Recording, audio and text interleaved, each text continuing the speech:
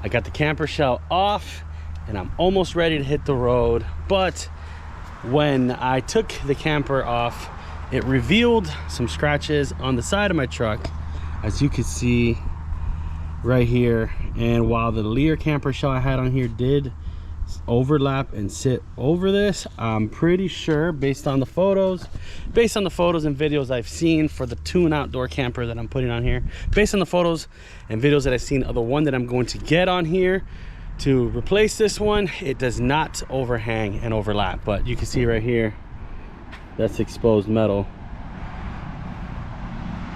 So instead of trying to paint this cement like the rest of my truck, I am actually going to probably try to remove these plastics, do a nice fine line just below that mark, sand that down, and probably kind of like feather it out up here like a little, and paint that black so it'll just blend in with the camper that's going on top. I've learned that that's typically the easiest way, is to, instead of trying to match, because if I wanted to paint this cement gray like the truck is now, I would need to wet sand the entire panel entirely, paint this and blend it, and honestly it would probably be easier at that point to just back tape the pinstripe, which I wish I could remove. I mean, technically I can, but these are painted on. This is a premium painted on, hand painted pinstripe, so removing it is not as simple as just peeling it off. And this is the giveaway right here. This is the giveaway that is painted and not a sticker. You can see where the paintbrush, the pinstripe brush, got thinner as it got into the curve. If it was a sticker, it would go in and have a hard line like this. But the way that they create these hard lines is they'll put a piece of tape, so when they run the pinstripe with the pinstripe brush, it gives you that clean edge there. But they don't do it on the door gaps. Again, you can see right here the roundness of the pinstripe brush. And pinstriping is an art form. It's something I've tried to do throughout the years as a automotive painter who specializes in candy paint and custom graphics, the type you will find on lowriders. Pinstriping is a big part of that culture, and I've tried it. It is very, very hard. It is a skill that you cannot find these days. It's a dying art form that's gonna probably have a couple generations, and then it's wiped out entirely. You just don't see people pinstriping anymore. And the guys that are, for the most part, are very, very old school, and in their, you know, getting up there in age.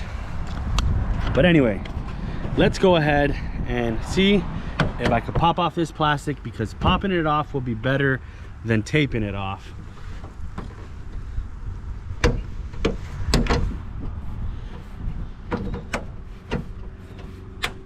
Not sure if this pops off easily, but it seems to be popping right off.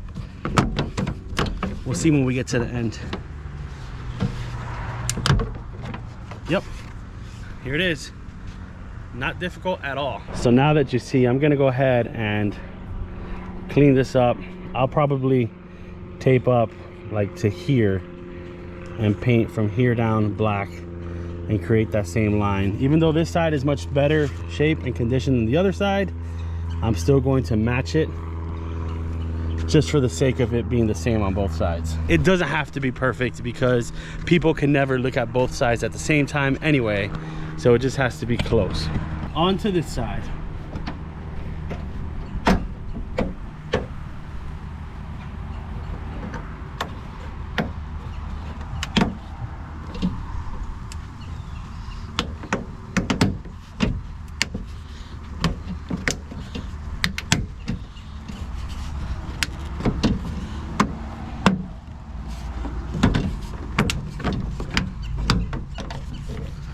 There it is, 2 of them off.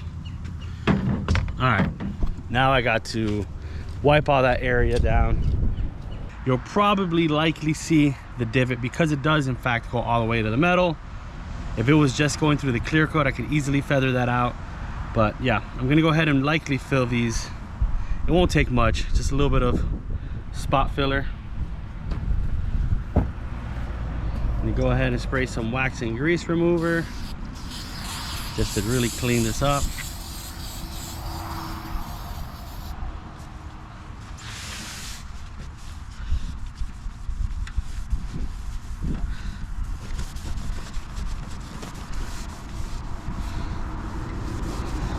Yeah, I just washed the truck yesterday.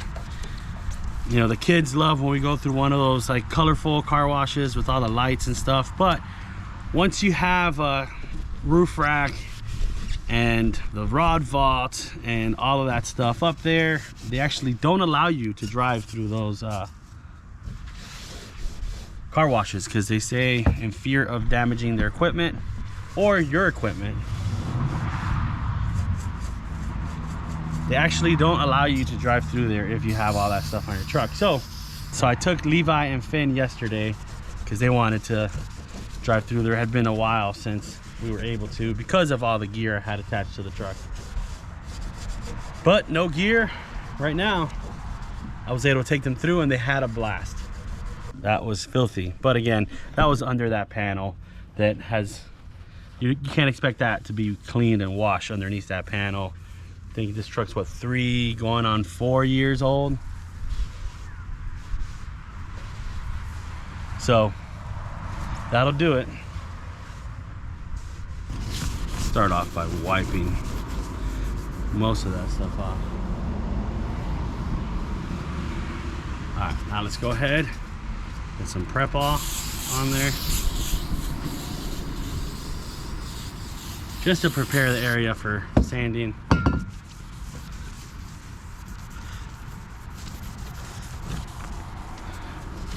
Now, I know this is supposed to be wax and grease remover, but I swear every time I've used this spray one, it kind of like leaves a waxy feeling on it.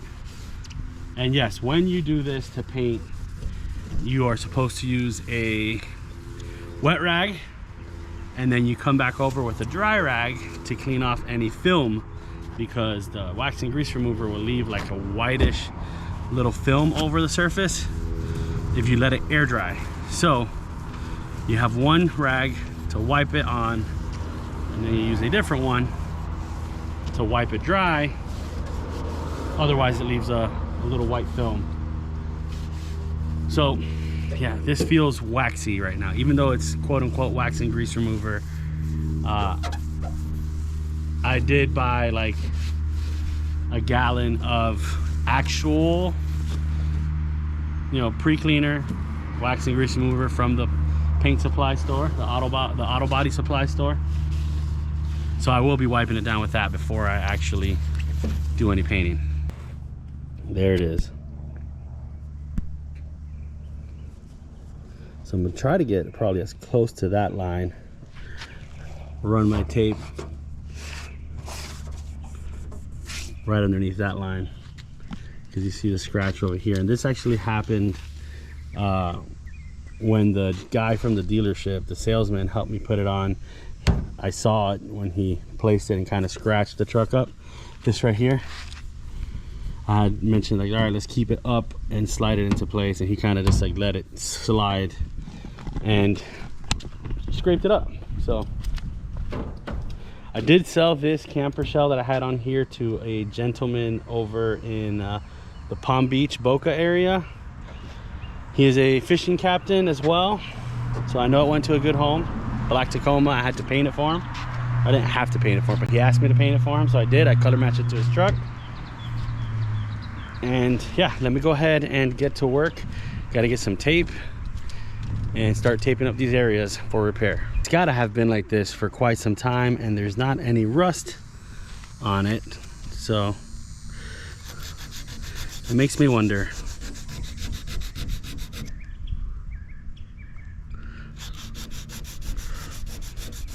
It makes me wonder if it's aluminum, because if it was steel, I would think, I'd imagine it would have rust.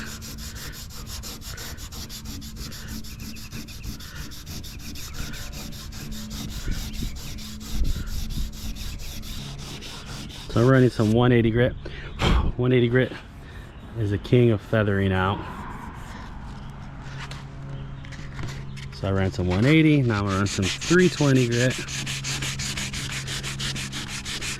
Really smoothing that out.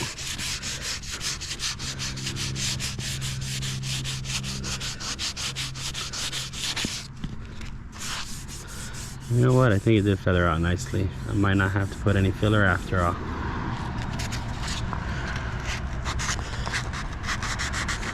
I mean, ultimately, I'm probably gonna wrap the truck anyway at some point.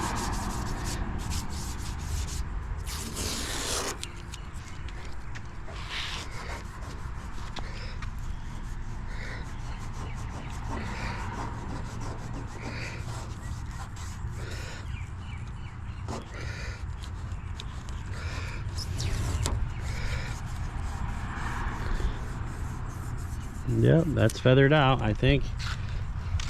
And then this is just light scratches, so I could just lightly hit these with 320 grit and you won't even see those. Honestly, these would buff right out.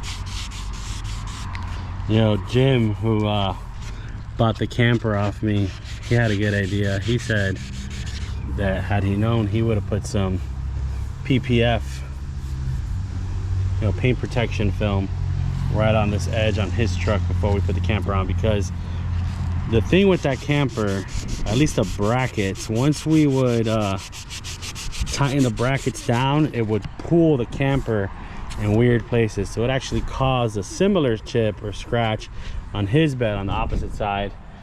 It's almost like it wants to pull it to the corner. When it pulls it into the truck, so it sticks out on the other side a bit. So we ended up clamping his down little by little on each one to try to keep it centered and away from the paint. But it was hard. It's like once we would clamp it down, it'll just want to pull it in. It's a shame to have to paint the whole side of this bed because of small chip here. And I did consider just getting like touch-up paint and touching it up, but what fun is that? Then you'd see the little blobs and stuff, and that would probably drive me crazy. So I'm gonna go ahead and tape this up to feather it out like I did the other side. Well, I guess not really know for sure until it's got primer and paint on it.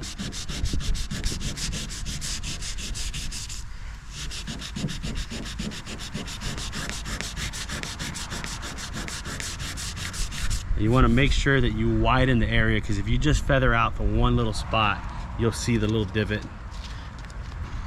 And I actually will be shooting etching primer on here to protect the raw metal.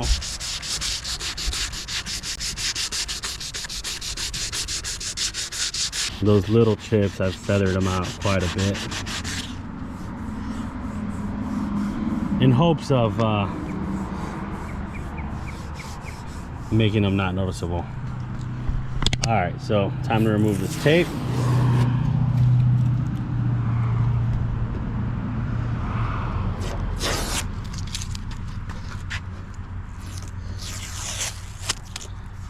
Now I gotta grab some fine line tape and run a nice fine line that's gonna be my actual paint edge, and then I can mask up around it. It's gonna require a lot of masking and papering up to make sure I don't get any overspray on the truck. So that's gonna be the little bit of annoying work for such a small little strip of paint I gotta do on both sides, but ain't nothing to it but to do it.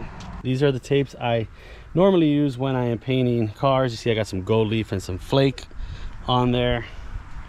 If you haven't seen my automotive paint work, I will show some photos here so you can see what I normally do. So, whoa. This is 3M 1/4 inch masking tape. I love using this for fine lines. I know it's not exactly fine line tape. This, however, is. I can't remember the brand of this right now, but this is fine line tape, which means it's like a vinyl, like a plastic. Gives you a nice clean edge. The problem with using the tape like this is it could get wavy because it's so small and vinyl. So what you want to typically do is run a thicker tape like so, that'll maintain a straight line a lot easier, and then you come back and you edge it. You use this essentially as a guide for that tape. I'm going ahead and gonna do that right now. So what I'm actually doing is using that inside edge as my guide, folding it over.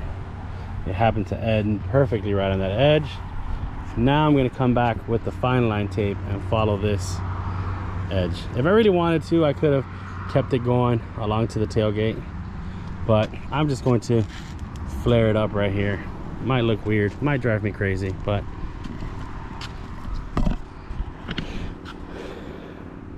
I could probably transition it a little smoother. That is my guide now for my fine line tape. Fine line tape. And again, this, especially with this tape, you do not want to stretch it. You kind of want to ease it on there so that you get a nice clean straight line, because if you give it any kind of stretch, it will shrink and become wonky. We don't want any wonky lines. Removing my guide now. Now I got to back tape this way on the orange line.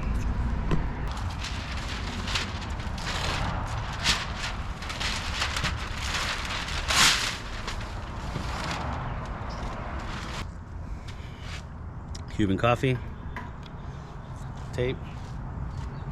Nope.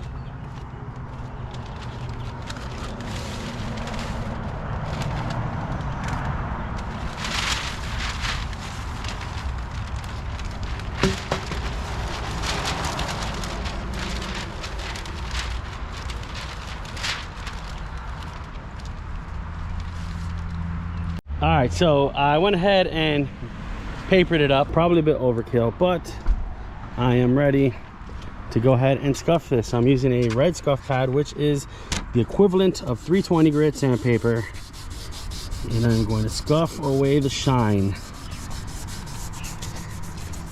to make sure the paint sticks.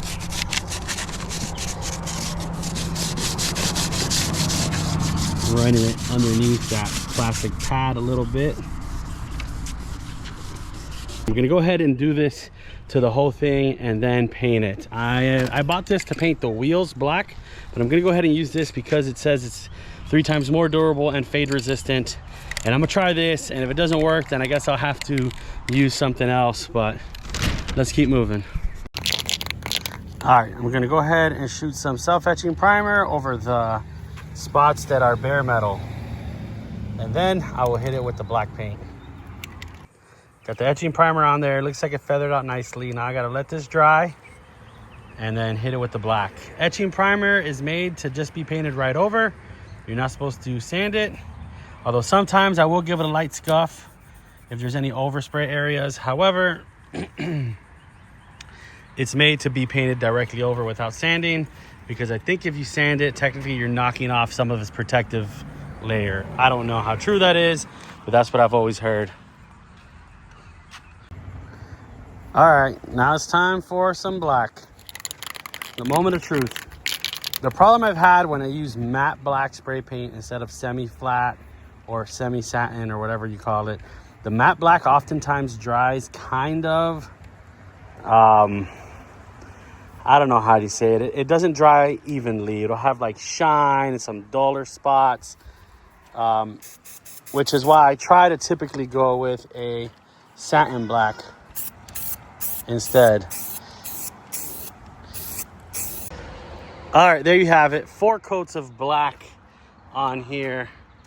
I hope this dries out nicely and works out, because like I said, I don't know much about this particular line of paint from Rust-Oleum, but we're gonna give it a shot. Ain't nothing to it but to do it. Now let's get all this paper off. The line came out clean, except I messed it up back here in this corner. So I'm probably gonna have to repair that, but that's fine. I should be able to repair that, no problem. My biggest concern was doing it before I put the camper on, because it's gonna cover most of this anyway. But this edge I could fix.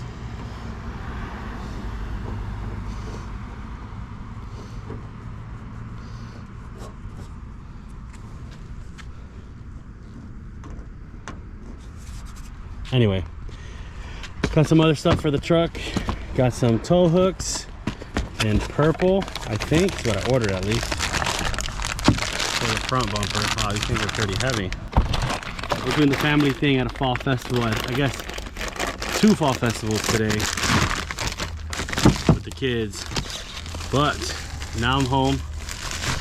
I'm gonna put these things on the front bumper.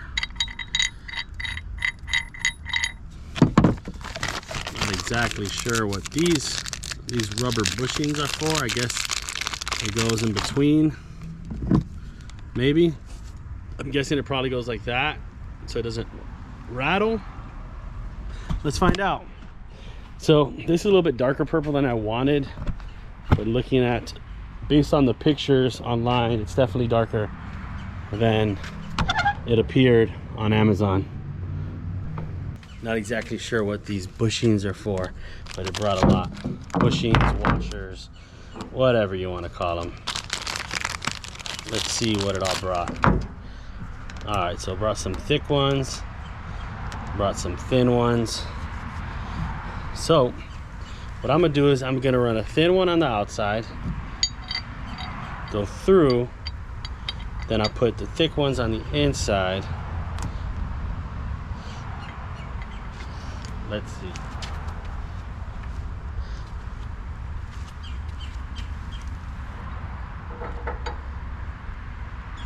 So as I mentioned, this is significantly darker than I was hoping for, but it is what it is.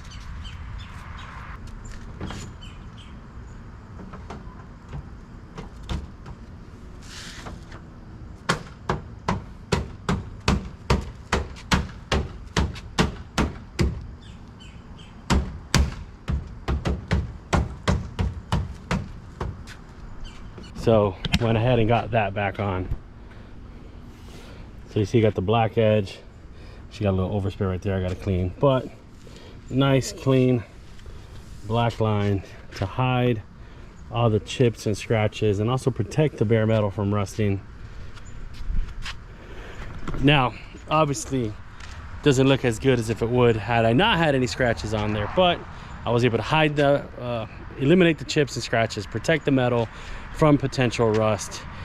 And now when I put the camper on there, it's going to be black. Should blend right in and you won't really notice it at all. And the reason why I wanted to do this before I installed the camper is because I wanted to make sure I got paint all the way up underneath, tucked away underneath the pad, because then the camper is going to squeeze this pad down. Oh, that black paint looks really nice. So I bought that paint to do the wheels, and I wanted to do them before this trip that I'm about to embark on, but ran out of time, didn't get a chance to do that. But I might be changing the wheels out anyway. We'll see. But there's still one more thing that I bought for the road trip. So I'm not sure if I've discussed it earlier in this video, but I am getting ready to embark on a 7-day road trip out west. And I'm going with somebody that I don't really know. I don't want to say I don't really know him. I know him.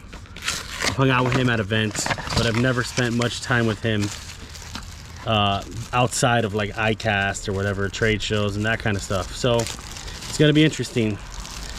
So I took it upon myself. I saw this on Instagram and I thought it would be a pretty funny road trip gag or whatever you want to call it. And this is a China symbol for the AC vent of the truck.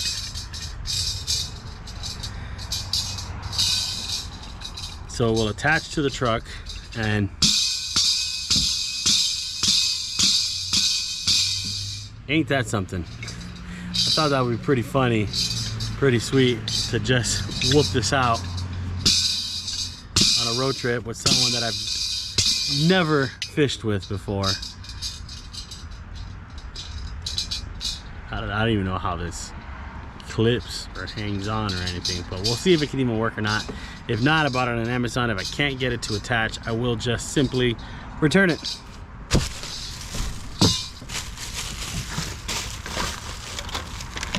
And I guess that's it for this video, but stick around, make sure you watch the next one, because I will be traveling out west to Colorado, Wyoming, doing some fishing over there. I might do some fishing in Atlanta. Honestly, wherever the road takes me is where I'll end up and fish. But I'm going to Denver to have something installed on my truck, and I figured if I'm going out there, I might as well take the fly rods, and I might as well bring you guys along on that journey. So next video you'll see I will be embarking on a 7 to 8 day journey out west for the first time. I've never been out that far, and I've never really trout fished for real. I've only trout fished in the southeast, you know, Tennessee, Georgia, North Carolina, that sort of thing. So this will be my first trip fishing in Colorado, Wyoming, and that whole area. I might stop at Arkansas. I've had a few people mention Arkansas, New Mexico. I don't really know yet. Haven't really decided. I'm just gonna let the road guide me and figure out where I'm at and where I'm fishing. Thanks you guys for watching. Make sure you like, subscribe, and stick around for more.